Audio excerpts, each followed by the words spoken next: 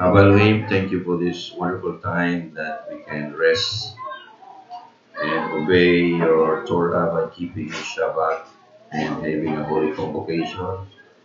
Thank you for giving us the opportunity once again to study, to delve into the wonderful things in your Torah so we can gain wisdom out of it and prosper materially, physically, and spiritually as you have promised in your words. Thank you for guide us to the Ruach HaKodesh, the Holy Spirit, through your Son, Yeshua Mashiach. Amen. So research is the process of elimination so that what remains is the truth alone. By the way, announcement. Starting next Shabbat, most likely, we're going to have our first Hayesod for the year since the lockdown, and it's going to be an enhanced Hayesod. Our materials are coming from Hebrew Roots Teaching Institute, which is an international Bible school. And this is a 10-week lesson, once a week. Pag natapos itong enhanced Hayesod ito, this could be 20 weeks. Hindi lang siya 10 weeks, 20 weeks. Pag natapos ito, this could be credited for one semester sa Bible school natin. And tinignan ko na yung materials galing sa Hebrew Roots Teaching Institute. Napakaganda siya, pang-eskwelahan talaga. 5 times better than before. Yung materials, na-detalyado talaga siya. So, gifted po yung gumawa. Kasi hindi yung basta-basta gumawa ng lesson. So, ang oras po ay 1 to 3. 1 to 3 p.m. We will send you an announcement. So, dito po sa taas, kasi itong week, i-ready na namin yung taas na magagamit na po yan.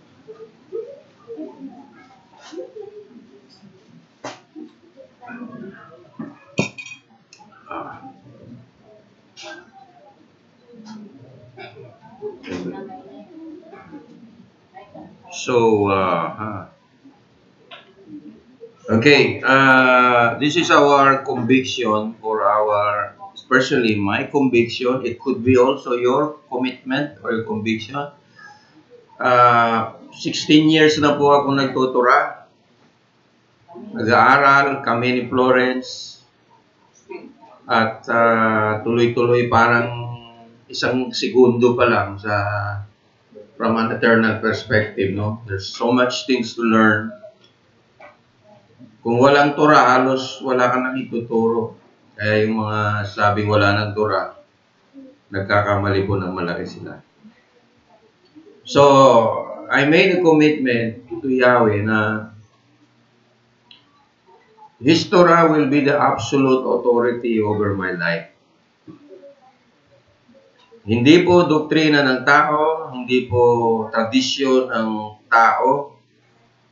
Even as far as going to, when there's a conflict between government authority and the Torah's authority, Yahweh's authority, I would go with Yahweh's authority. I will side with Yahweh's authority. Because Yahweh's government is higher than the government of this world. In fact, this is why Jesus, Yeshua, has to come again, because He wants to change the government. The government that is really what you call a perfect government, based on justice and mercy and grace. So, kaya, brace up, makakarinig po kayo ng mga mabibigat na mga salita, mga matitigas na pagkain, na kamunting kahoy na, tsaka sabah. Hindi na lugaw.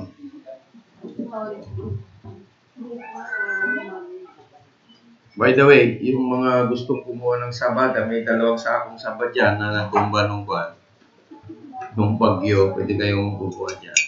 Mamaya pag-uwi. Mga taga-Binayoy, huwag na kumuha kasi marami na kayong sabad rito. Okay, as I've said late, this is just an introduction. 2 Samuel 7:18. David was fascinated by God's calling in his life, and he says, what? Sabi niya, who am I that the Lord over all the earth has chosen me, sabi niya, and brought my family this far. Ibig sabihin, after being successful. Sabi niya also, sabi niya, this is the Torah of humankind, my Lord, my Adonai. So here for the first time in the Bible, binanggit yung salitang kakaiba. Sabi ron, ang Torah daw ay pangbuong humanity. Torat Adam sa Hebrew. You cannot see this in the translation. This is lost in translation.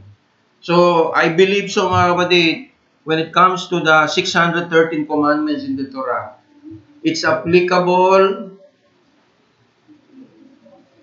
yung moral, yung civil aspect doon is applicable sa buong sanlibutan. Ibig sabihin, hanggat tao yung ginogovern ng Panginoon, applicable siya.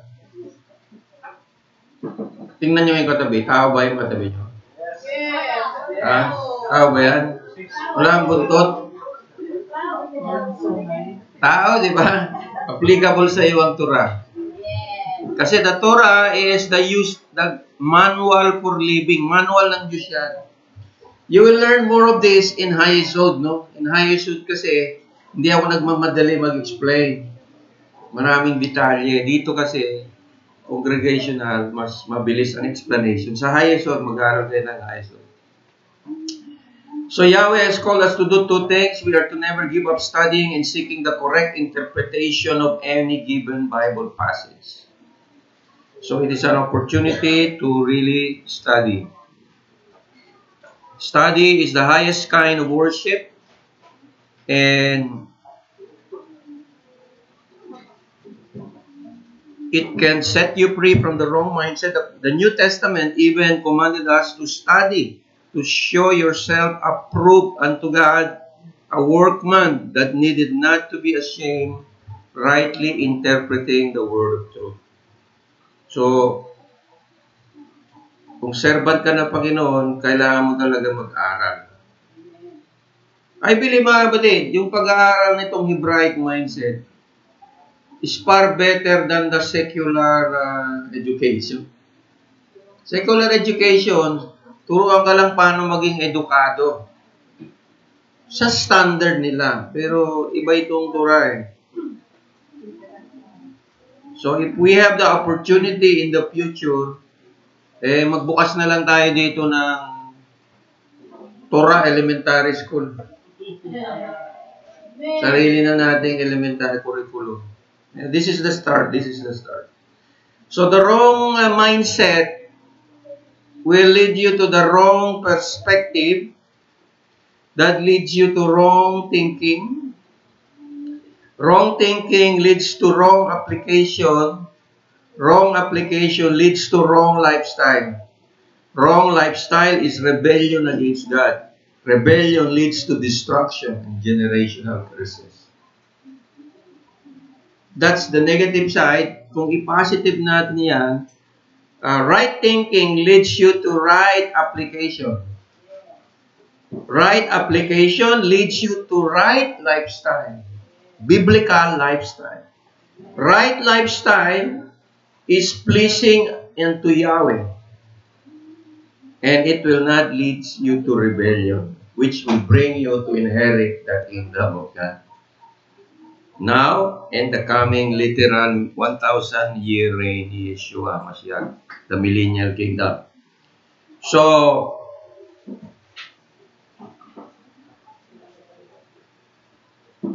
dito po sa Hosea chapter 4, binanggit yung salitang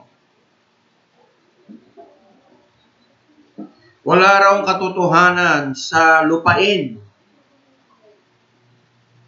ni kaalaman man tungkol sa Diyos sa lupain. Nilabag nila ang lahat ng batas ng Diyos. Nakita niyo po? Ito po, yung Hosea, ang context nito, ay address sa northern tribe of Israel, yung nagkasala, yung mga anak ni Solomon. Yung milyon-milyon na tao, isang bayan ito. Pero habang binabasa ko po ito, napansin ko, walang pagkakaiba sa ating bansa. Ganon din yung ating bansa. Kung ano yung status nila noon, halos ganyan din, oh. Walang katotohanan sa lupain, sa bansa. Nilabag nila ang lahat ng kautusan ng Panginoon. Ganon din ang Pilipinas. Usapin ngayon yung LGBT, di ba, na-approve sa Congress. Walang tumutol kahit isang Kristiyano. Siguro bading din yung iba doon. My people are destroyed for the lack of knowledge.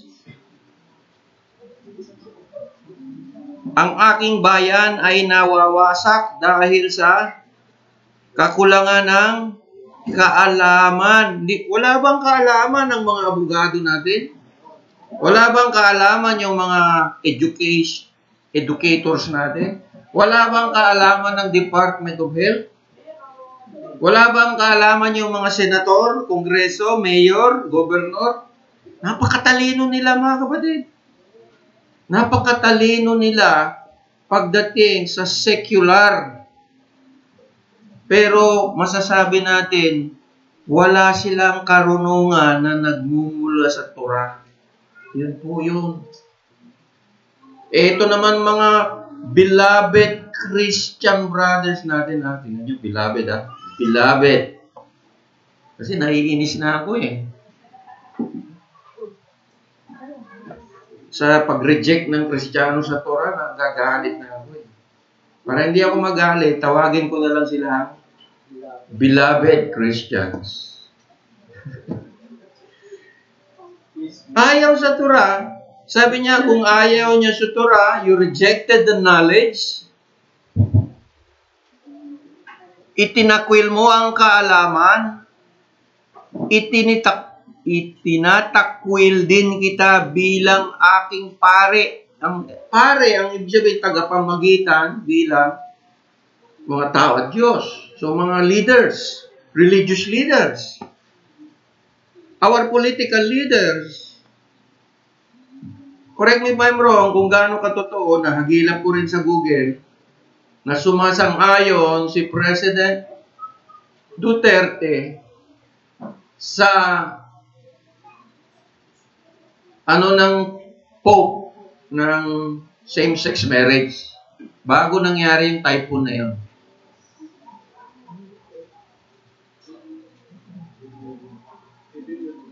Civil union ng mga LGBT. Meron akong pinost sa Facebook na Mr. President, kung nababasa mo lang ang Biblia, malalaman mo na magagalit ang Diyos sa ating bansa. Dahil ang desisyon ng ating mga leader is the majority, the voice of the people. Because the people elected them. Pag inelect ka na leader ng bansa, parang sinasabi ng mga tao, you make decisions for us. Bahala ka na. Bahala ka na magdesisyon para sa amin. Kaya nga sa Torah, Deuteronomy 17, nire-require ng Diyos ang mga hari sumulat ng sarili nilang kopya ng Torah para magdedesisyon sila ayon sa Torah, mga kapatid.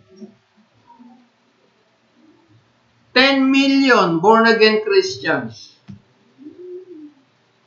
sa Pilipinas. Karamihan sa mga ito, walang interes sa Torah, mga kapatid. Wala. Kakaunti lang po tayo. Binibilang po, mga 4,000 lang po ang Torah keepers. Yung Torah keepers na kompleto, may feast, Sabbath, dietary law, basic, and most of the laws of the Torah nag-aaral. Yung Sabbathista naman, kulang, incomplete. Hindi ka graduate.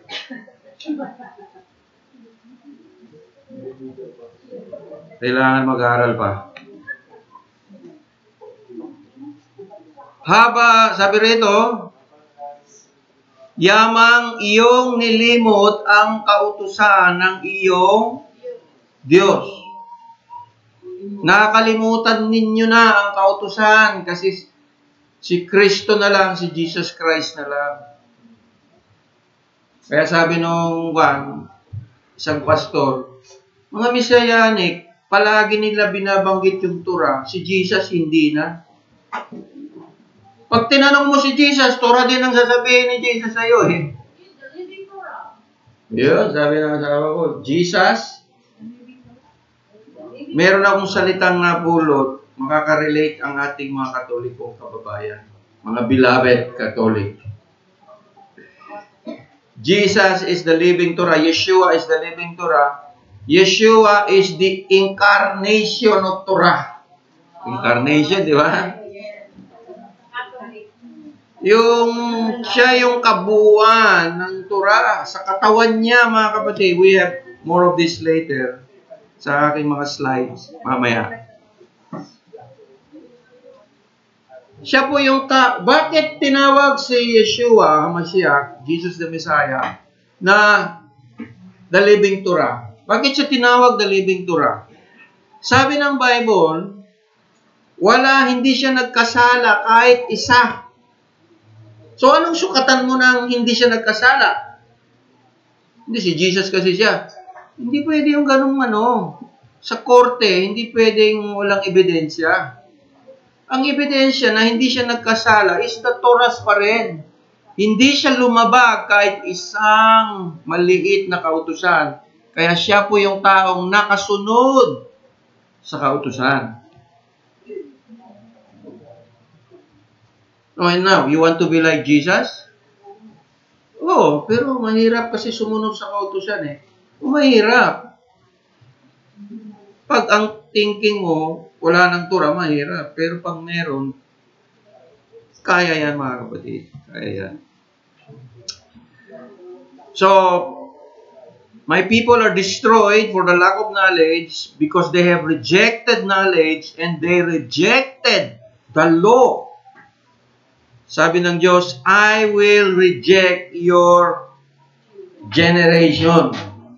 Ibig sabihin, your generation, your children will perish. So, pag nawasak yung isang henerasyon, tuloy-tuloy na ang pagwasak. 200 generations na ang nakaraan mula sa first century, mga kapatid. I realize, malala na masyado ang sitwasyon ngayon. Malala na.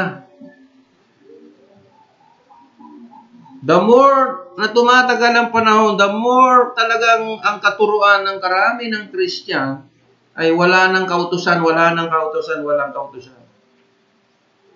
Doon ako nagagalit sa mga pastor, mga beloved.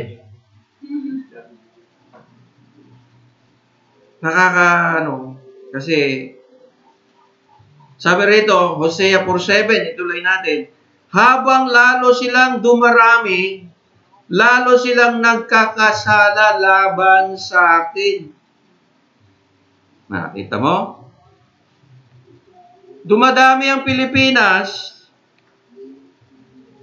100 million na, patuloy na hindi pa rin nagbabalik sa Torah, mga kapatid. Kaya ang dulo talaga nito, distraction. Brace for distraction, mga kapatid. By the way, huwag kayong mag-alala dyan sa nangyari sa guho dyan. Blessing po yan. Blessing po yan. Merong magpapatayo ng building dyan.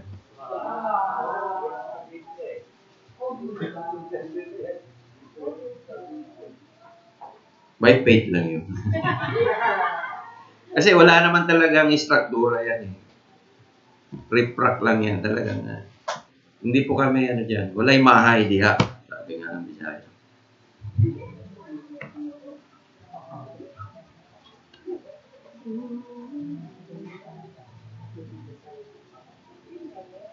Sabi ng Panginoon, tuloy mo sa Hosea 4:9, at magiging kung paano ang taong bayan, gayon ang pare. Naku, sino dito nagsisimba?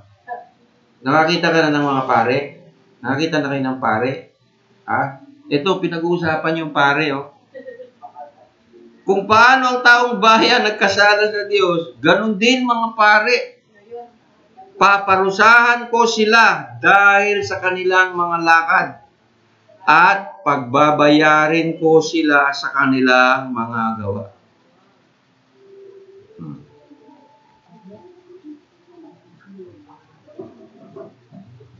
Like people, like priests. Ibig sabihin mga kapatid, kung ano yung leader, ganun din ang mga natuturuan. Kung ang leader sabi wala nang Torah, ganun din yung mga miyembro. Natural. The leader influenced the people. Mga kapatid, pag sinabi sumamba ka sa Diyos-Diyosan, mga tao, susunod din ang mga kababayan natin. Kung ano yung pinagbawal ng Diyos, see? So mga kapatid, there is to be a radical movement that will change the course of our life. And this will begin a radical change in our life. Now, I've been doing this for 15 years. 15 years sa mga nakakilala sa akin. 15 years ko na po itong ginagawa. Yung pagtuturo ng Hebraic of Christianity, the Hebraic roots. At wala pong motivated ako sa sarili ko dahil nilagay ng Panginoon sa puso ko yan. At alam nyo naman kung saan ako nakarating, ituro lang ito. At mga kapatid, for the record, lahat ng pinuntahan ko na lugar, sumunod sa Torah, mga kapatid. Wala akong zero. 100% rate. Ibig sabihin, 100%, meron talagang nabuong Torah. Eh, tanong mo si Brother John, kahit saan. Lahat ng inikutan namin ni Pastor Pike, Laguna, Cavite, Cabanatuan, hanggang Mindanao, nagkaroon ng Torah centers po. Palagpakan natin siya doon. At, yan pa, hindi pa, talagang, sabi ko, parang wala pa akong nagawa. Parang konti pa. So, kung konti pa ang nagawa ko, lalo ka na. Ibig sabihin, pero mga kapatid, meron yan individual reward, meron tayong collective reward. Nakita mo yung mindset ng Hebraic? Individually and corporately. Sa corporate achievement, kasama kayo. Palapakan natin si Adonai. Kasi tumulong kayo eh. Nakiramay kayo, tumulong, nag-pray, nag-support. Kaya corporate achievement, kaya ang Torah po, hindi siya individualistic. May individual reward, may corporate reward. Palaging grupo po yan. Okay, prophecy. Prophecy. This article comes from One for Israel, which is a very popular messianic movement in Israel today. The mga original na messianic sa Tel Aviv, sa Jerusalem, galing to sa kanilang, itong article galing sa kanila. Nung binabasa ka itong article, mga kapatid, walang pagkakaiba sa mga tinuturo natin noon pa. Halos pareho. Kasi Hebraic sila eh. Basta Hebraic, swak talaga eh. Pasok talaga eh. Sabi rito, we are coming into the last stage of biblical prophecy, the prophecy of the end times. Revelations 10:11. You must prophesy again about many peoples, nation, tongues, and kings. At sinabi nila sa akin, kailangan muli kang magpahayag ng propesiya tungkol sa maraming mga bayan at mga bansa, mga wika at mga hari. Ang tinutukoy po dito mga kapatid is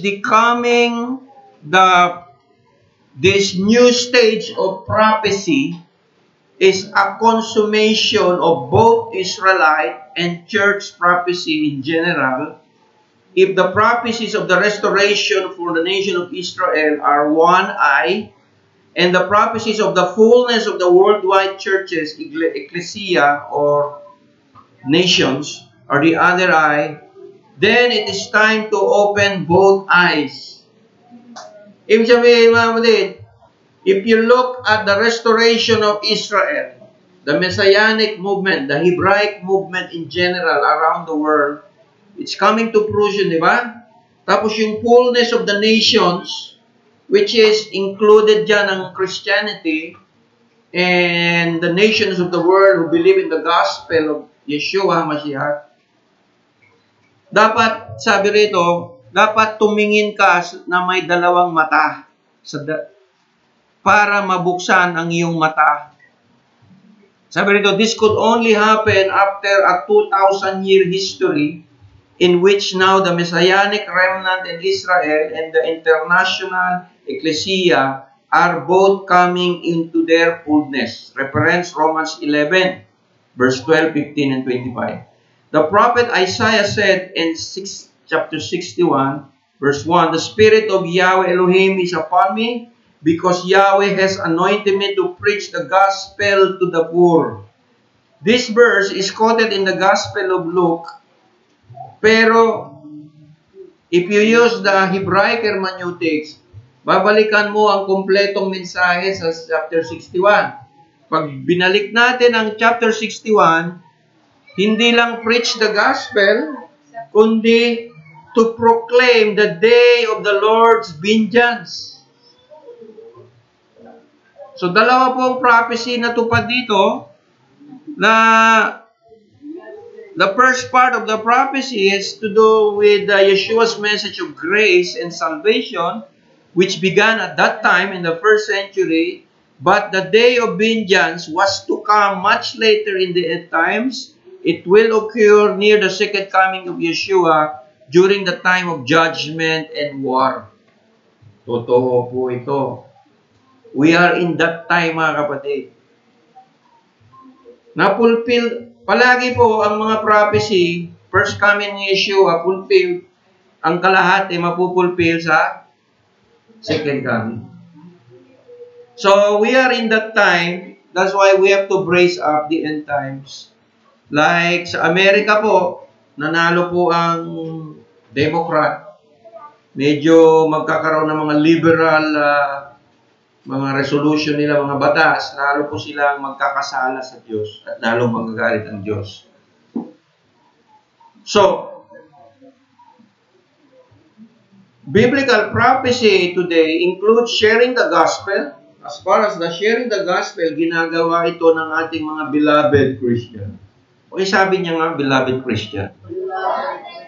Naiinis na kasi ako eh. Kaya sinasabi ko na lang beloved eh. Pag-pray niyo ako, nauubusan na ako ng pasensya eh.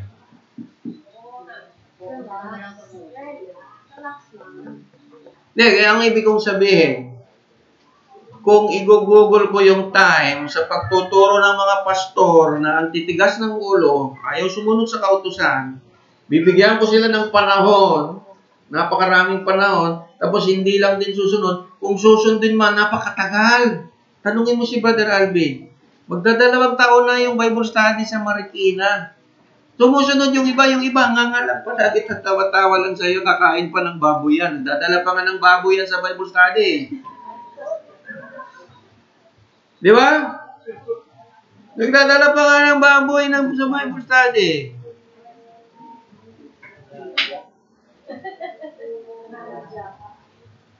Ang ibig kong sabihin, nang nawawala ng pasensya, iniisip ko, kung bibigyan ko kayo ng panahon, i-prepare ko na lang yung Goshen natin. Pag-prepare na yung Goshen, tsaka ko kayo bigyan ng panahon. I-save ko muna ang sarili natin, di ba? Iligtas muna natin gumawa ka muna ng ark bago ka magtawag na mga taong maliligtas. So, we're encouraging the church, sabi rito, ginagawa natin to, the restoration of Israel, and confronting the nations with the soon coming of Yeshua, the kingdom of Yeshua. So,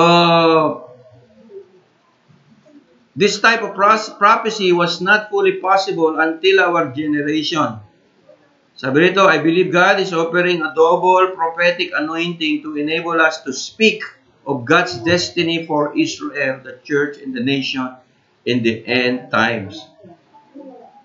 Ang author po nito, mga kapatid, ay isa sa pinakamatandang pastor ng Messianic sa Jerusalem, si Asher Intrater. Sulat niyo yan sa Google. Si Asher Intrater, pag nakita ko siya, parang mukha siya ng mga uncle ko. Si Asher. Kasing liit ko lang din. Maliit lang na tao. Leader po siya ng Messianic sa Jerusalem. Okay. Okay, highest ulit po. We need to seriously considering studying the Torah.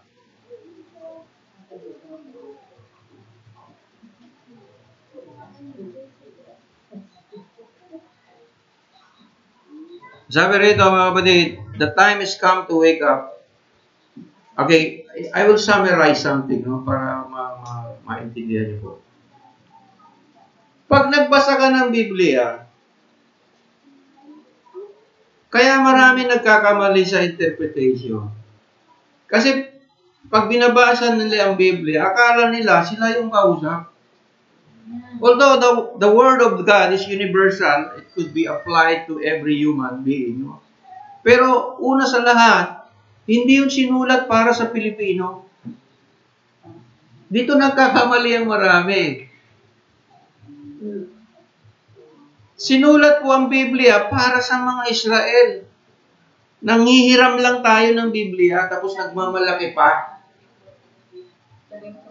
Initsapwera pa ang mga Hudyo. Mga Hudyo wala na yan sa covenant, kami na Hindi nga sa'yo yan Hindi nga ikaw ang kausap niyan, mga Pilipino. Hindi ikaw ang kausap siya. Ba't kasama ka ba sa Galatia? Kasama ka ba sa Thessalonica? Kasama ka ba sa mga Acts of the Apostles? Wala ka, extra ka lang dyan. Buti ka kung extra Hindi ka nga kasali sa pelikula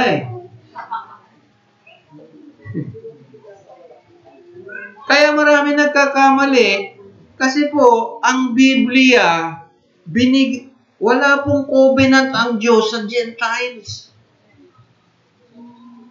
Dito nakakasyak talaga. Hindi matanggap-tanggap ng Kristiyano ngayon.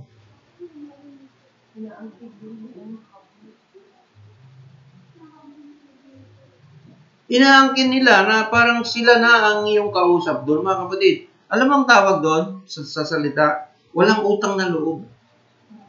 Wala kang utang na loob, hindi ikaw yan. Sampit ka lang Sinama ka lang sa Commonwealth of Israel nung naniwala ka kay Yeshua the Messiah. Sabi rito, the rules that apply to Israel also applies to you. Ephesians chapter 2. Ulit-ulit na natin itong wala pong ibang bansa na kausap ng Diyos maliban sa Israel.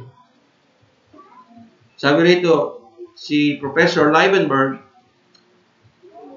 the time has arrived for Christians to smell the roses, accept Yahweh's truth, and obey Him. Yeshua did not come to start a new religion. He came to be the Savior of an existing nation, and that nation is Israel. But nag-i-exist na ba ang Pilipinas in 1st century? Ano kaya itsura ng Pilipinas in the 1st century? Nandito na kaya mga lolo natin? Baka wala pa. Wala pa. Most of the countries of the world na nagmamayabang sa Panginoon ngayon, wala pang in-existent. America, wala pa yan. Europe, kahit isa sa mga yan, wala pa sa panahon noon. Pag nilagay mo sa proper context ang mensahe ng Biblia, ang kausap ni Yeshua 2,000 years ago is mga Jew. House of Judah and House of Israel. In fact, His mission palagi is go to the lost sheep of the house of Israel. So bakit niya gustong hanapin ang lost sheep of the house of Israel? Because they are the people of the covenant. Because the Bible is a book of covenants. Akala ng Christian, ang Bible, book of religion, kahit isang salita na reliyon, meron lang matagpuan isang salitang reliyon sa James, sa book of James. Pero ang context nun, Torah pa rin. True religion is taking care of orphans and widows, practicing pa rin the commandments, the mitzvah. So for the record, alam mo mga kapatid, nakaka-shock talaga pag alam mo ang katotohanan eh. Jesus is not a Christian. Sino ang Jesus? Ha? Ako nga nasya-shock eh. Habang lumalalim ako eh. Kasi, as far as the world is concerned, na-portray si Jesus as a Gentile Messiah. Which kind of Jesus do you recognize? A Gentile Jesus or a Jewish Jesus? Sabi ng mga pastor, ano yung nato, sabi mo sa akin isang araw, yung Jewish, yung oo.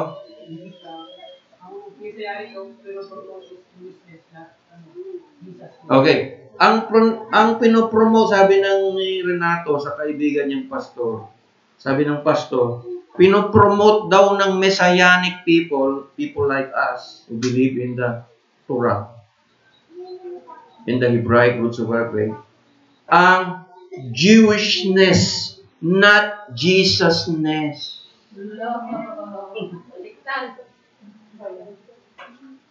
Tingnan mo kung gaano siya kabulag. Bakit? Sino ba si Jesus? Hindi ba Jew? O ito Jewishness?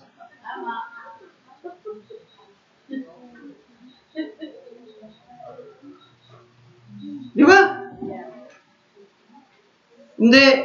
Dapat Jesusness. Wala nang Jesus sa pangalan sa first century. Ang tawag ng nanay kay Jesus, hindi Jesus.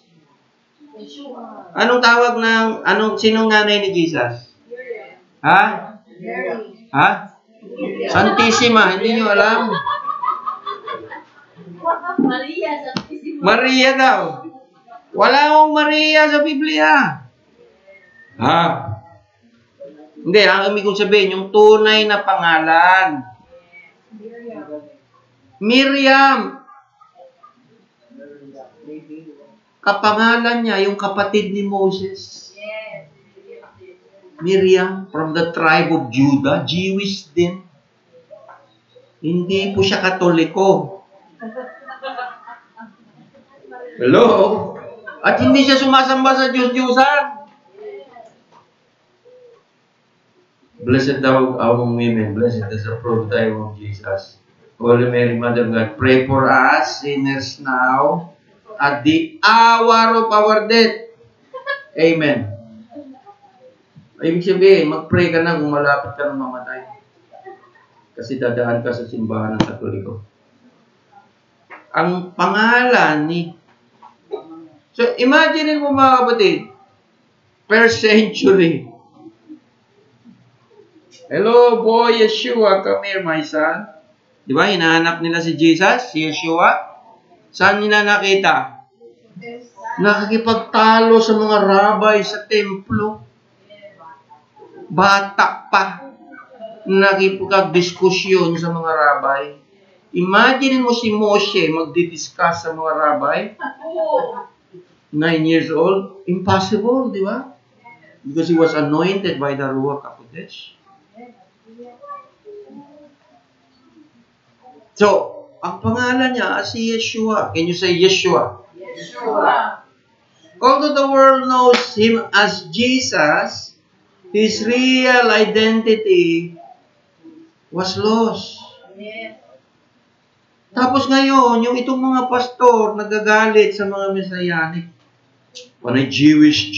Dapat May yung kaibigan kong beloved bishop sa Binyan, Laguna, kaibigan ni Pastora Doris. Nag-message sa akin, kung walang Jesus sa mensahe mo, I don't want to hear it. Sabi ko, I don't want to hear you either. I'm tired of hearing you preaching without Torah. Bakit? Parang si Jesus ngayon, nagiging savior nga, nagiging para bang inaako na niya lahat, para bang kailangan siya palagi ang binibida mo, siya palagi.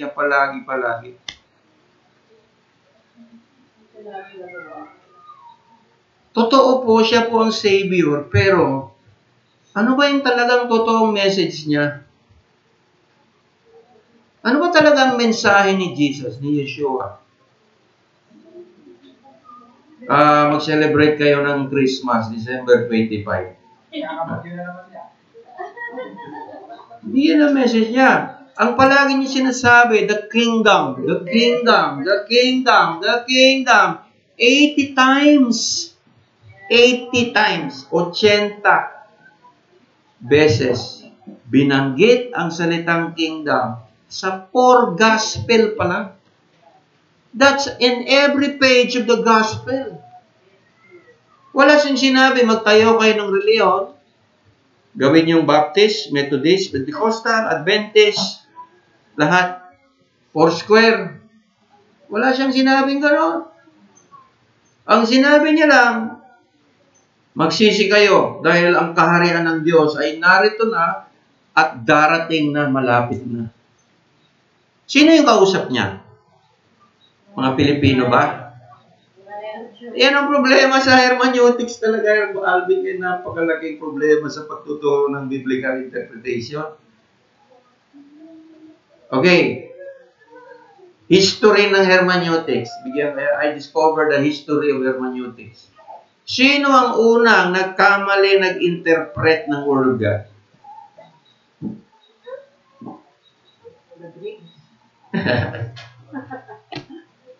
Sinong unang nagkamali ng interpretation ng salita ng Diyos? Napakasimple lang sagot. Nandun sa Genesis. Sino? Si Satan. Okay. Sisiyan natin si Satan. Sabi ng serpente kay Eva, sabi niya, huwag mong iliteral ang salita ng Diyos. Di ba sinabi ng Diyos kay Adam and Eve, mamamatay ka kung kakainin mo yung pinagbawal na pagkain? Di ba sinabi ng Diyos? Literal ba yon o spiritual? Literal and spiritual. Sabi ni Eva, literal ba yon o spiritual, serpent? Spiritual yan. Yun po ang unang history ng interpretation. They did not take God's word literally. See? So it's very important to take every word of God literally.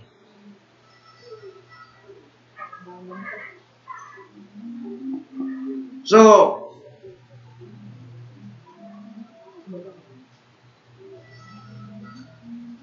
ang message talaga ni Yeshua is, repent. Bumalik sa covenant. Ano yung covenant? Sino yung kausap niya? Ito yung mahirap sa mga nagbabasa ng Biblia. Huwag mo isipin, mga kapatid, na ikaw ang kausap ng Biblia. Bago sa lahat, nagbabasa ka lang ng kwento.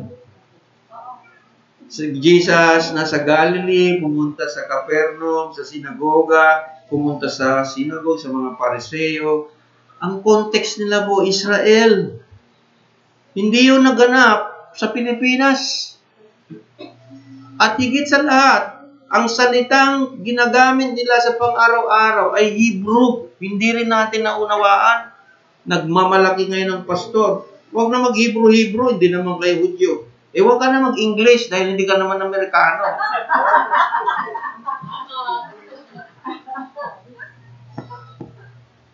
No, pilosopo eh. Pag hindi na makalusot na may milosopo na. So, i-digest mo ito maigi mga kapatid. Ako 2 times ako nakalakad sa Israel. 4 months ako sa Israel. I know what I'm saying. So, the Jewishness of Yeshua must be i-return doon sa context niya. A Bible, ibalik siya sa tamang konteksto mga kapatid.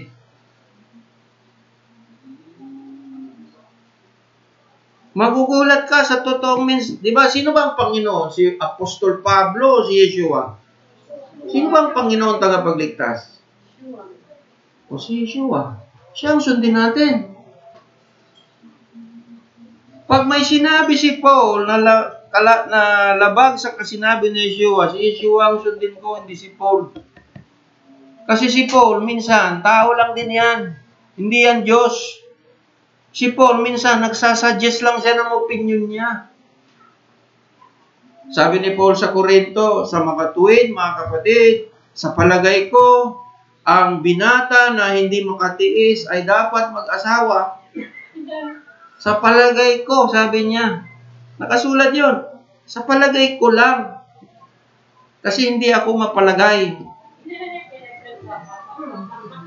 Oh. Yun ba yung, yun ba yung galit? Ang Diyos hindi nagsasalita ng gano'n. Hindi nagsasalita ang Diyos ng gano'n. Ang Diyos, I command you, Moses, to tell the people of Israel, do this and do that. Gano'n ang Diyos. Hindi siya ang sinabi ng Diyos, Moses, sa palagay ko, hindi makasunod ng Israel sa Torah, kaya, yaan mo na lang. Ha? Anong klaseng Diyos yan? Kaya nga Elohim eh. Masculine plural power. Hello? Lahat ng mga lalaki magsabing Elohim. Ay, parang malambot. Lahat ng babae magsabing Elohino. Elohino! Ay, malambot. Alam mo ibig sabihin ng Elohim? Master plural powers. Masculine, gender, lalaking lalaki, hindi lalakwe. So,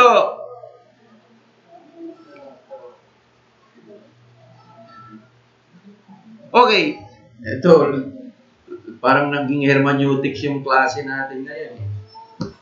Ano po ang pinag-uusapan ni Yeshua at ang kanyang mga disipulo for 3 years na nagkasama sila? Anong pinag-uusapan nila mga kapatid? Paano nila iabot ang lost tribe of Israel? Paano sila mangaral sa Judea, sa Samaria, sa Galilee? Again, hindi po nila pinoproblema ang Pilipinas. Although nasa isip ng Diyos ang mga bansa, no? Ang priority of the gospel is the restoration of the 12th tribe of Israel back to God. This context must be returned back to the Bible para maunawaan. Otherwise, mga kapatid, hindi talaga maunawaan ng mga Kristiyano ang mensahe ng Biblia. If they continue to read the Bible with their own mindset, with their own Gentile mindset, with their own Christian mindset even, kahit paaral siya sa Bible school, if you don't have a Hebraic mindset, you're misunderstanding the Bible big time. Hindi ka papasa. Kahit may masteral degree ka pa sa theology, wala yan. Basura yan sa Panginoon. Kasi hindi yan ang original eh. Nakakasyak talaga. Nakakasyak naman talaga eh. Sino bang hindi masyak sasabihin ng Panginoon, wawasakin ko itong daigdig sa Great Tribulation? Di ba nakakasyak yan? O, nakakatakot pa. Sabihin ng Christian, hindi yan totoo. Jesus is so loving.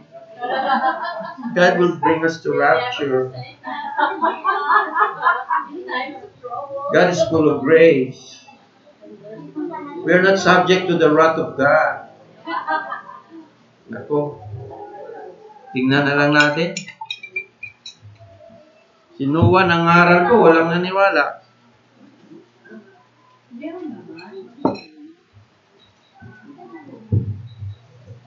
Asawa niya lang naniwala sa kanya, sa mga anak niya. So, most of these things will be much elaborated in our High Yesod program.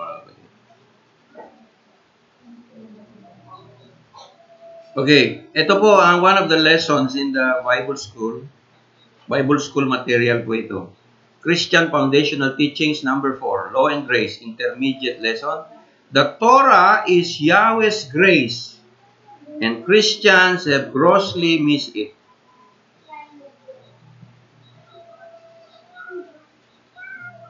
For the law was given through Moses, grace and truth realized through Jesus Christ. Siya Mashiach. Mga kapatid, ako minsan, naiinis ako sa mga sacred namer. Kasi sobra silang extreme doon sa name, di ba? Pag Jesus, pagan. Huwag mong banggitin yan. Pagan yan. I realize, mga kapatid, totoo pala yun. Jesus is a pagan name. I'm sorry to tell Christians. Or it is a name without meaning at all. Jesus does not mean salvation, and Yeshua means salvation. Tingnan mo yung si Angel Gabriel. Sinabi niya kay Mary, "You shall name this boy, child, Jesus, for he will save his people." Save does not mean Jesus at all. So, anong pangalan ni Jesus sa birth certificate? Sa birth certificate, yung original. It's a play on words. You shall name this child Yeshua, for you shall.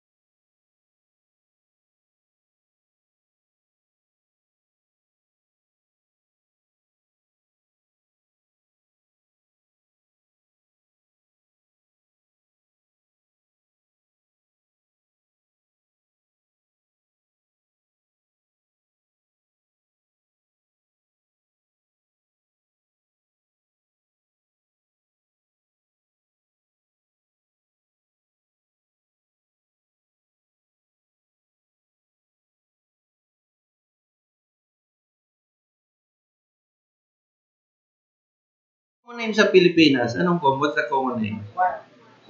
Maria. Ha? Michael. Maria. Michael. Juan? Michael. Mike? Ha? Pedro. Pedro? Wala na eh. Westernized na rin tayo ngayon eh. Baby. Boy.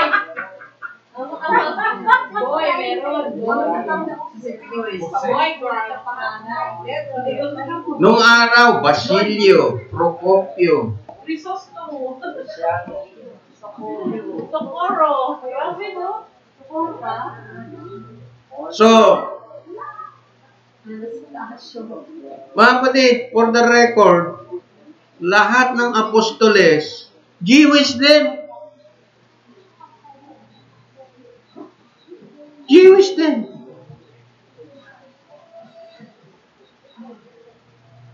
Ngayon, ayaw mo sa Jewish? Lahat ng disciple Jewish. Alam mo yan? The spirit of anti-Semitism. The spirit of, nandun na talaga sa loobin. Matagal nang hindi makabangon.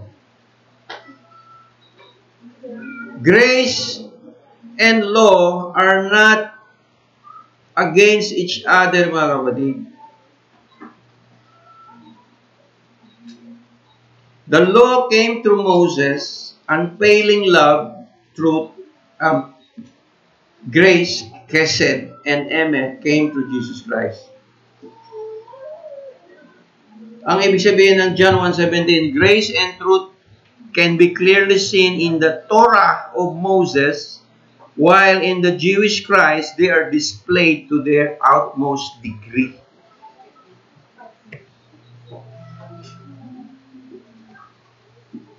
Kung meron kayong camera, i-picture nyo doon. I-post nyo sa Facebook. The opposite of law was never grace, but lawlessness. The opposite of grace was never law, but disgrace. No one is above the law. Ignorance of the law excuses no one. So, pag sinasabi ng mga Christian, they are no longer under the law. They have put themselves above the law of God. Para bang exempted kami dyan? Anong exempted ka dyan? Sa Sabat, exempted ka? Hindi ka exempted. Hindi ka rin exempted sa curse. Hindi ka exempted sa curse. Atalab sa'yo ang curse, mga kapatid. Sigurado yan. Babaon sa'yo yan. Hindi po exempted tayo sa curse. Kahit Torah keeper ka na, pag na-violate mo, hindi ka exempted. Kasi patas ang Diyos eh. Gusto niya magkaroon ng disiplina. Kaya lang, pag patagal ka ng pagtagal sa pagtutura, nagiging mahusay ka na sa pagsunod. So, marami pa tayong bigas na kakainin. Okay, sabi rito, the law came through Moses. Grace and truth can be seen in Jesus Christ. Hindi po magkalaban yon. The Mosaic law is the perfect written reflection of the character of God. Alam mo yung salitang mitzvot? Commandment, mitzvah? It means to connect. And every commandment connects you to your Creator. Para makarelate ka sa character ni God. Di ba? So the Messiah is, Yeshua is the perfect incarnate reflection of the character of God. Love is putting the Mosaic law into force as the Messiah did. God revealed His character in the written Mosaic law, in all its details and specific requirements. Pag pinag-aralan natin ang 613 commandments, doon mo makita yung characteristic and attributes ni Yahweh Elohim. Doon mo siya makikilala actually. Ngayon, mga Christian, hindi nag-aaral ng detalye ng Torah. Itinuturo kay Jesus lahat. Jesus, it's only Jesus. Ang ibig sabihin doon, nagpapasalo siya kay Jesus. Jesus, saluhin mo kasi wala na akong mahugot na bala. Lalo na yung mga evangelist. Alam mo, yung evangelist, pwede ka maging evangelist kahit dalawa lang alam mong mensahe, repent and baptize every one of you in the name of Jesus Christ. And you shall receive the gift of the Holy Spirit. Pag evangelist ka, evangelist, pwede ka dalawa lang mensahe mo.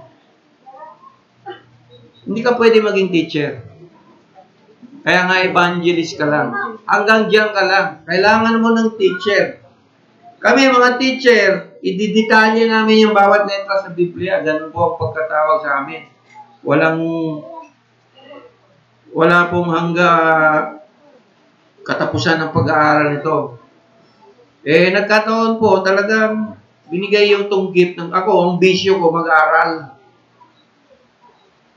Halos gabi-gabi ako nag-aaral, tsaka madaling araw. Bisyo ko po yun. Magandang bisyo ba yun? Si Alvin, ganun din ng bisyo. Mag-aral. Kasi tinawag kami ng Panginoon. Hindi lang tayo nasit-sitan, ha, Alvin? Tinawag talaga.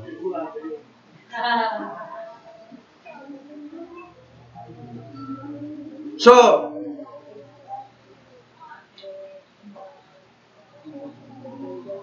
sabi po ng ito, tingnan mo pag nag-aaral tayo ng hermeneutics, Romans chapter 4. Tingnan mo sa Romans chapter 10, ang daming footnotes,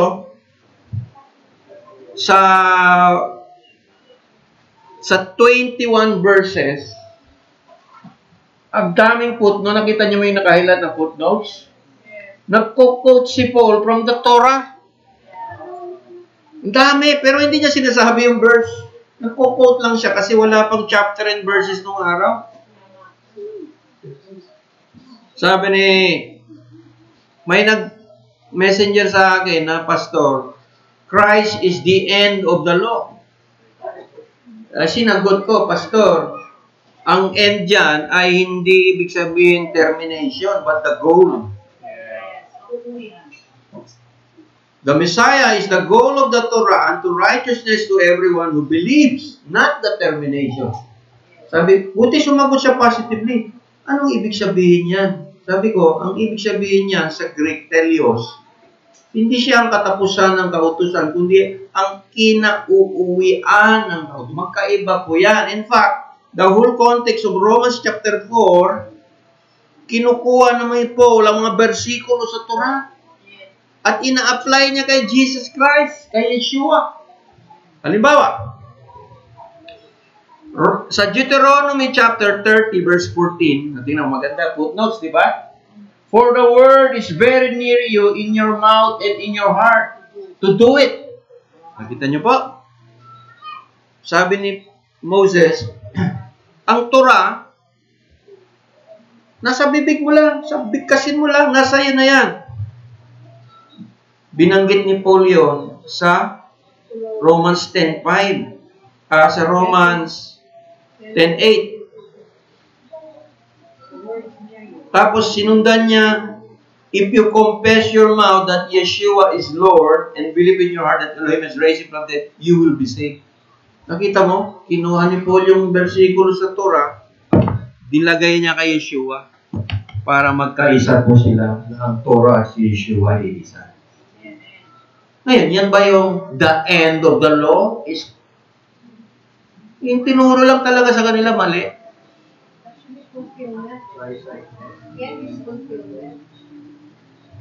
Pag sabi rito, the man who does this shall live by them. Saan galing yun? Leviticus 18. If you shall guard my Torah, my mishpatim, which a man does, and lives by them. I am Yahweh. Kinote ni Paul sa Romans 10:5, right after saying that Yeshua is the goal of the Torah. Hindi sinabi ni Paul, wala ng Torah, kinumbay niya ang Torah at si Yeshua. Hello? Ito yung mga Jewish theologian. Ang mahirap kasi yung nagbasa nito, Christian theologian. Walang footnotes. Hindi niya na alam ang basahin niya. Hindi mo na alam yan. Ang isang chapter, 21 verses, halos 8 reference sa Torah. Yan ang tinatawag na Jewish hermeneutics. Hindi kasi halata, kasi walang chapter and verses nung araw, kinukote lang ni Paul. So, sino kaya nagkamali? Si Paul o yung nagbasa kay Paul? Yung nagbasa, mali yung basa niya kay Paul. Ang tingin niya kay Paul is, hindi nga Paul yan eh. Shaul. Bakit Shaul? Shaulado niya kasi ang Torah. Kaya nga Shaul.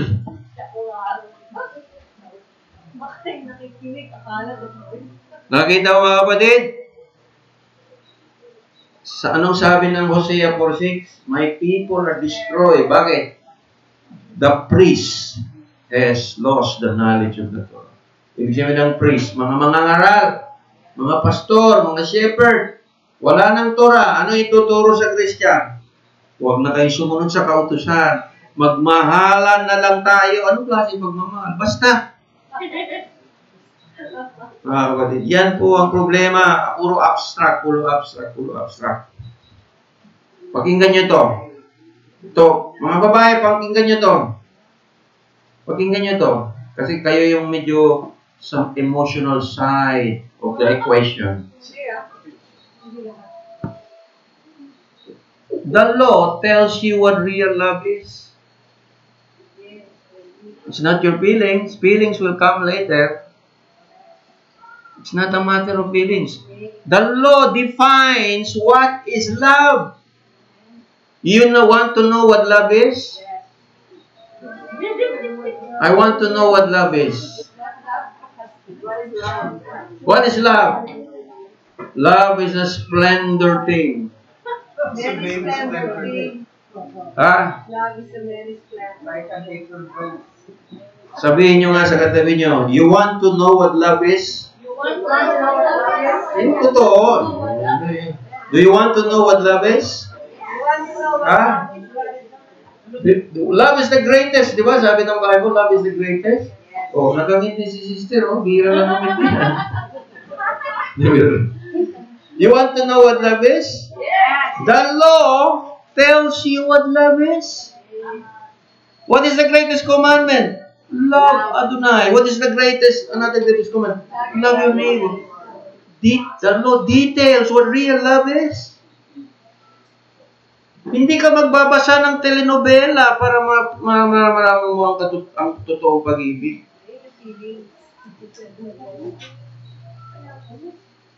Saan ka makakasumpong ng totoong pagmamahal? Sa Panginoon. Pero paano? Sa Torah pa rin. Babalik ka sa letra ng Torah, mga kapatid. The law defines what is love. Loving others, loving God. Therefore, Yeshua defined love as putting the law into action. See? By putting the law, by applying the Torah, you are fulfilling the law of love. Alam mga kapatid, ituloy ko lang to bago tayo magtapos. He put the law into the living form in Christ, who was therefore the incarnation of the law and therefore became love. Put the law into living form. He put the law into a living flesh, human, and the Word became flesh, Yeshua, who was therefore the incarnation of the Torah, the living Torah, and therefore became love. We are also to incarnate that law, putting it into action, and thus demonstrating love to our neighbor, thus reflecting God's character in our relationship with others. The problem, you know what the problem is? Most people doesn't know what the law is. That's the problem. Most people don't understand what are the commandments that apply to them, and what doesn't apply, and how this apply to us. That is the problem. So, you know what is the need of the hour, mga kapatid? A Torah education. That is what we need. Sabi ko, ito pala, Panginoon, sa mga simpleng taong katulad natin, we will build the first Torah school in the Philippines, mga kapatid. Kaya ba natin gawin yan? Yes. Hindi yan gagawin ng Panginoon pag hindi kaya. Kaya namin ni Alvin yan. Kaya namin ni Jody yan. Pag magkasama tayong lahat, kaya natin yan, mga kapatid. At nakikita ko, kaya ng utak ko mga kapatid. Sabi ng nanay ko kasi bright daw ako. Tanungin yung nanay ko pagdating dito. Bright ko. Anak ko, napaka-bright yan. Wala may lain, siya lang. Di ba kapatid? Bright ako talaga mga kapatid. Sa Word of God lang, sa Word of God. Sa mundo, hindi ako bright eh. Hindi ako bright sa academics. Sa Bible lang talaga ako matinik. Salamat na lang sa Bible ako matinik. Kasi kung matinik ka sa mundo, nandun ka sa politika. Okay, tingnan nyo mga kapatid ha. Meron akong na-prepare dito.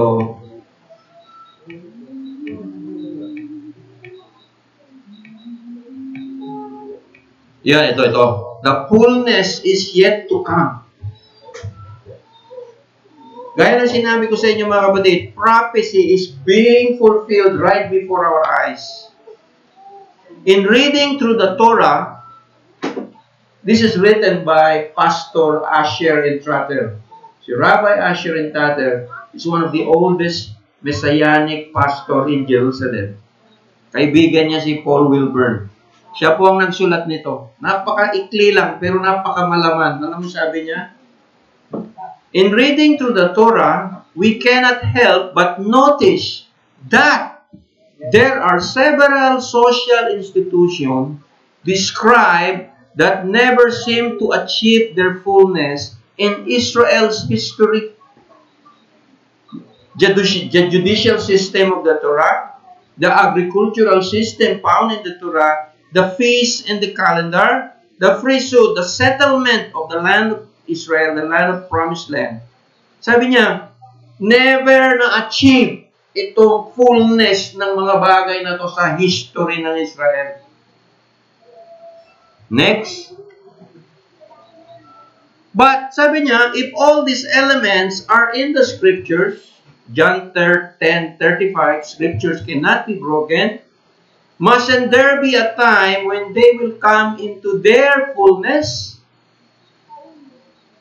Some dismiss all these passages as simply old covenant that are done away with by the new, but we believe that through Yeshua, we will see fullness of all things, including everything in the Torah and the prophets, in heaven, on earth. Unfinished business, sabi niya. With this in mind, we can read the Torah in a prophetic way with a future fulfillment yet to come. Matthew 5:17. Kahit kaliit-liiting bagay, hindi mawala sa Torah hanggat hindi maganap ang lahat ng bagay. Di ba? Prophetic. End-time prophecies are filled with reference to the Torah. Isaiah chapter 2 describes the millennial kingdom in which the Torah will go forth from Zion, verse 3. Isaiah chapter 60 to 66 speak of a renewal of Zion and the resettlement of the land, that the lost tribe of Israel will return to the land. Isaiah 66 also make reference to the dietary law, verse 17, the Levitical priesthood, verse 21, the new moon and the Sabbath, verse 23. The last 9 chapters of the book of Ezekiel are perhaps the most challenging, which is the temple being rebuilt in the millennial kingdom, chapter 40 to 41. Chapter 40, the new priesthood sacrificial system, including the feast celebration, the Messianic King, Yeshua, the renewal of nature and agriculture, the resettlement of the land according to the tribe of Israel. What are we going to do with all these chapters? Sabi niya, the end of the book of Joel describes a restoration of Zion, both spiritually and economically after the events of the end times.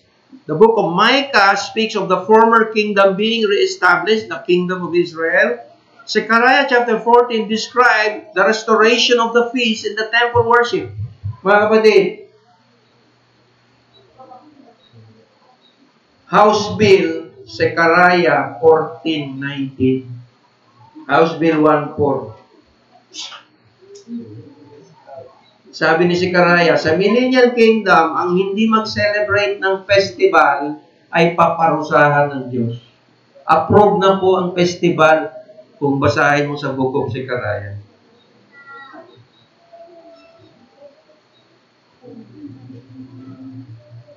Alam mo, yung mga former prophets, sina Samuel, sa mga Kings, Chronicles, ang pinag-uusapan nila yung Davidic kingdom. Mula kay Prophet Isaiah onwards, ang nakikita nila mga kapatid, Messianic kingdom. Yung hindi nagampanan ng kakulangan ng Davidic kingdom, mangyayari sa millennial kingdom. Kaya yung Christian movement ay umpisa pa lang yan ng totoong Messianic kingdom. Ibig sabihin mga kapatid, the fullness talaga pa, parating pa lang mga kapatid. You know why is this happening to us? Kasi we're being in the middle of this fullness. We are the major player, kumbaga. There will be a renewal and observance of the Torah in the millennial kingdom. Kaya umpisa na natin ngayon. Which will be consistent with the new covenant priorities, New Testament, emphasized by Yeshua and the apostles. Like last time, I did a lecture on Matthew is endorsing that all nations shall be commanded to keep the Torah. That's the real Great Commission. So the kingdom has order, God's kingdom, the entire Bible, including the Torah, defines that divine order. Torah means not only law, but instruction. God's kingdom has order. The ultimate goal of the gospel of the kingdom fulfilled in the millennium is to establish God's order on earth for Israel and the nations. Let us pray for wisdom to understand the right integration of the gospel, the law, the Torah, and the kingdom in these end times, mga kapatid. Alam mo, tayo mga Hebraic, isang mensahe. Sino hindi nakakaintindi? Yung mga hindi Hebraic. Ito, Messianic pastor sa Israel, isa po ang nakikita. Tayo, yan din ang nakikita ko sa aking research. Ba't hindi ito nakikita ng Christian? Ano yung nakikita nila? Wala. Wala silang nakikita mga kapatid. Bulag sila sa ganyan. Bakit? Hindi. Tinanggihan nila ang Israel. Parusa sa kanila yun. You cannot love God and not love Israel. You cannot love God without loving Israel because Israel is His people. You cannot love God and hate the Abrahamic covenant. Sinabi mo nyo, the price of anti-Semitism is blindness. Tingnan mo, nung nag-prayer for Israel, bless Israel, nagbago ang ihip ng hangin. Yung intercessory for the Philippines now are keeping the festivals every year. They are keeping the Erev Shabbat. Unti-unti pa lang, pero ang tagal, ang upad. Erev Shabbat lang ang ginagawa nila, Erev Shabbat. Sabihin, salubong lang, mga kapatid. Pero good pa rin yung mga kapatid. So, this is a long road, mga kapatid. Mahaba po ito, proseso. Pero tayo, mga kapatid, nasa kalagitnaan na ng race, di ba? Sabi ni Paul, run the race, finish the line, endure until the end, will be saved. Now, wala pa. Talagang, let's pray mga kapatid, na bigyan tayo ng lakas ng Panginoon na magpatuloy. Kasi yung ano pa ito mga kapatid, halos, so, yung revelasyon na ito, kumbaga, mahaba-habang sapit pa talaga ito. Pero, pag nasa end times na talaga tayo, katulad sa sinabi ni Joseph Dobon, wala tayong magawa na. Wala na. Pag sinabi ng Diyos, time is up. Time na. Last 2 minutes, wala na tayong magawa. Sorry na lang, Pastor, isasara na yung art ko. Bahala ka na dyan.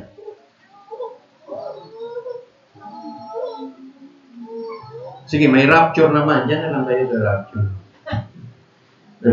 Let's pray and may call on Brother Alvin to pray for our panghuling bahagi ng ating service, mga kapatid. Pwede tayong lumuhod. Kung gusto nyo lumuhod, mag-pray. Meron kayong prayer request sa Panginoon. Alam mo mga kapatid, mag-bow ka sa Panginoon kasi minsan sinasagot ng Panginoon yung panalangin kung may bow ka. Mayroong covenant kasi yan eh. Hindi naman ang Panginoon bigay lang ng bigay sa hiling mo eh. Seek ye first His kingdom. Anong pwedeng gawin mo sa kingdom? Hindi pwede po yung selfish prayer sa Panginoon, mga kapatid. Para masagot yung ating mga panalangin. Let's make a vow to Adonai. That we will spread the kingdom. We will use our resources for the kingdom. Sang-ayon, naka-align po sa kanyang plano. Kami nagpapasalamat sa inyo, Aba, Elohim, sa iyong mga salita. Thank you for the encouragement of your word. Maraming salamat for bringing us back to the knowledge of your word, the knowledge of your Torah. Maraming salamat, Abba, that through your Torah, we have come to know the kingdom that you are preparing for your people. Abba, Elohim, papasalamat kami. We're not worthy of this, but we thank you that through Yeshua HaMashiach, you bring us near to you. Hindi kami kasama doon, Father. But now, through Yeshua HaMashiach, you have brought us near. Kami naman na malayo. We can now experience, Father, the blessings of your Torah that Jesus Christ did. Marami pong salamat sa iyong kabutihan sa amin for giving us your commandments. Maraming salamat, Abba, sa lahat ng bagay na pinagkaloob mo sa amin. And today, we honor you, O Lord, for the things that you have done in our lives. It is my prayer, Father, that as we continue, Lord, to listen to your commandments, your Torah, Father, I pray that you will bring us forth into the byways in every area. Father, may we be able to bring the good news of the kingdom to every people. Father, I pray that through us, the knowledge of your Torah, the knowledge of your commandments, the knowledge of your kingdom, Lord, might be known in this place, Father, beginning in this place, and into the far away, distant places, O Lord, dito sa magmula dito sa Binanyoyo, hanggang sa buong Pilipinas. We are praying, Father, that you will open opportunities for us to be able to share your words sa aming mga kaibigan, sa mga pastors, O Lord, mga kakilala namin, Abba, who are believers of Yeshua HaMashiach. We are praying, Father, that you will open their minds, their hearts, it may be open to the knowledge of your Torah and your commandments. Father, I pray that you will bless our lives. You will bless, O Lord, your congregation here today. And as we gather here, O Lord, may the knowledge of your commandments might come out, O Lord, from this place. Use our lives as a channel of blessing to every people, because your Torah indeed is our greatest blessing. We thank you, Father. Now as we end this service, Father, pagpalain mo lahat ng narito. Yung aming mga prayer requests, things that we are asking from you, Abba, may you grant it, Father. In the name of Yeshua, Son, Yeshua HaMashiach. Lord, you grant yung kalistasan, Ama, the knowledge of your Torah sa aming mga kamag-anakan. Nearest to us, O Lord, that they will become part of our congregation, will become part of the kingdom, O Lord. And now I pray, Father, that all of this blessing might be received by each of every one of us. In the name of your Son, We plead, Father, in the name of the Son, Yeshua HaMashiach. Amen. Let's sing this song. I receive the blessing. I receive the blessing. All the blessings of the Lord. I receive the blessing. I receive the blessing. All the blessings of the Lord. You receive the blessing. You receive the blessing. Fullness of goodness, favor and restoration will be upon you.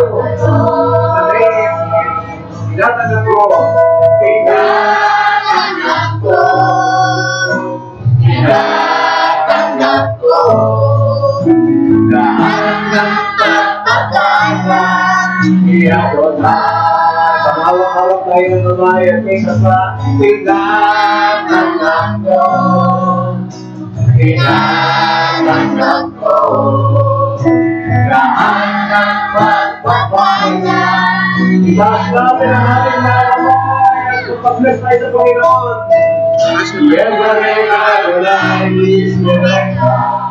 Yaera Adonai Banabereka Bibuneka. Isa Adonai Banabereka. Bayashem Leka Shalom. Sino yan?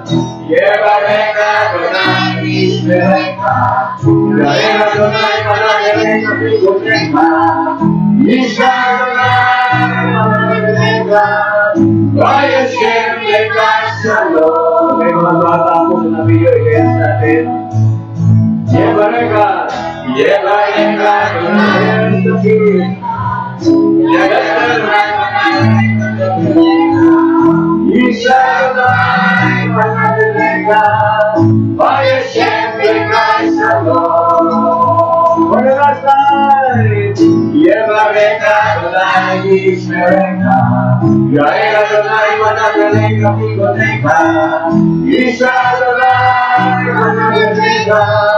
Bayashem Leka Shalom.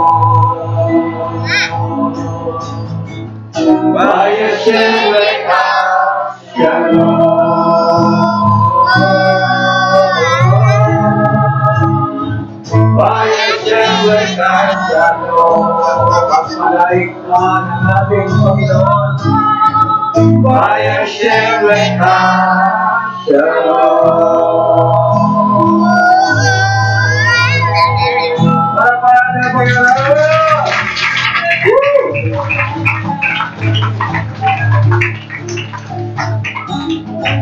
Ape Shalom,